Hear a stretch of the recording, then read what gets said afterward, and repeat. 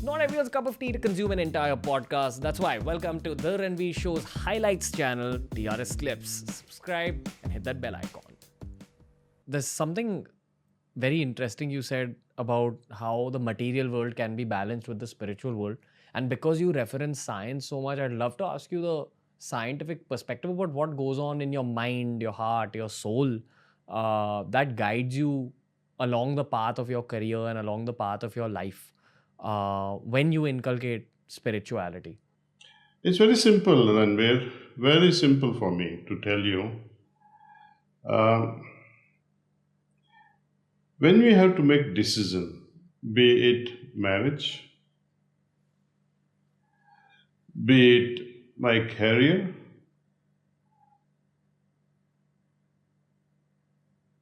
or be it what I'm going to eat next. Simple things like that.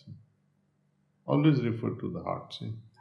And we don't have to have this exercise of closing your eyes and meditating and say, oh, let me figure out what I'm going to eat next. That is wrong. That is going on another direction. See, the heart should be so sensitive enough through practice that it warns you each time. See? What is the basic nature of your heart? It first of all, it works like a radar, picks up the wrong things, what is wrong in the process. Simple example would be, let us see, you are able to hear me well, right? And when we are face to face in person, and you say, Kamlesh bhai, I am not able to see you. Or you are speaking, but I am not able to hear you. What will your heart say? Ranveer, it's time to go to a doctor. Something is wrong with my eyes or with my ears. So when something becomes unnatural, heart warns us. But when things are going in a natural way, you are seeing well, you are hearing well, it doesn't give any warnings. Or it does not congratulate you. Wow, Ranveer, you're looking good. You are able to hear well. No, it doesn't say anything of that sort. So, nature of the heart is to give us warnings. When things are going properly, it doesn't give any warning. At the most, in certain situations, it will give you contentment. But people have lost the track of identifying what is contentment and what is satisfaction. They want immediate results, they want immediate rewards. But contentment is something that comes as time passes. You have to wait for it, see? It has to mature. Spirituality is not something very esoteric to me. Spirituality is very practical. If I have to lie, and say, Ranveer, I have achieved so much and I am a doctor of so and so and so. What will happen to my heart at that time when I am bombasting with a lot of ego? My heart will no doubt become heavier. If someone asks you, suppose you meet a beautiful girl on the way at the airport and she asks your name and say, oh, my name is so and so, instead of saying Ranveer. How will you feel at that moment? Your heart will say, oh, no, Ranveer, don't screw it up, don't lie like this. Your heart will become heavier. Whenever you have lied, your heart becomes heavier. But this conscience and all these physiological parameters, they're all connected, see.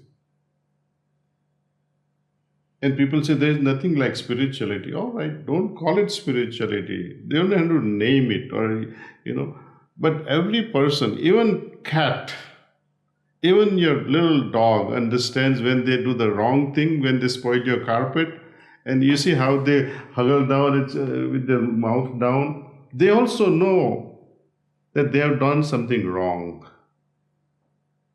So conscience is there even in little animals. How can a man or a woman be without conscience? We all have that, see? That's the voice of your heart. Problem comes when you don't want to listen to your heart. It is speaking louder and louder each time, but you say, shut up, shut up, shut up. This is a wonderful girl. I have to take her to bed tonight, if possible. You are rushing into it. And that's where we fail, see. Your immediate urge to satisfy yourself at any cost. And this, to me, I think it's a terrible thing. Compassion is where you sacrifice your life for somebody else, right? And such act of satisfying yourself at the cost of other, to me, it's rape. So to me, as I was sharing with you, that spirituality is not something esoteric, it's very practical. It can be applied in a day-to-day life simply by listening to your heart. See, many a time, guys like at young age, they come and say, Kamlesh bhai, we are in love for a long time. I'm also loving the other person. So it's a complex situation. Whom to marry? So to me, the answer is very simple. When love is on both sides, right? There's a girl for me, there's another girl for me. I love her too. It happens, it can happen to many people. But in this scenario, now you figure it out. Who loves you more? You love somebody more or she loves you more? If in both situations, you find the situation where a girl says that, and you feel in your heart that somebody else is loving me more and she's willing to sacrifice anything and everything. While a girl who puts a condition in front of you, she loves you, but puts a condition, I will not live with your parents after marriage. That's a warning signal. Stay away. Though both of you are in love, but there's a condition on the other side.